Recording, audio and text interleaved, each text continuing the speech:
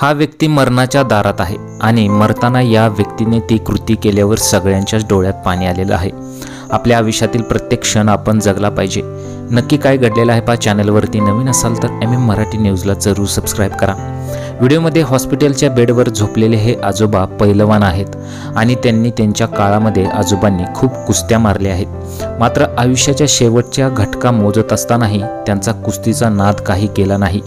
या व्हिडिओमध्ये तुम्ही पाहू शकता की हे आजोबा हॉस्पिटलच्या बेडवर झोपलेले दिसत असून त्यांच्या हाताला सलाईन लावलेली दिसत आहे।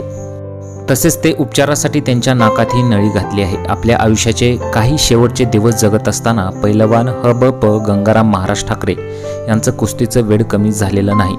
अशा परिस्थितीतही ते आपला दंड थोपाटून घेत आहेत। हा व्हिडिओ पाहून खरंच शेवटचा काळ कसा असतो हे पाहायला मिळत आहे।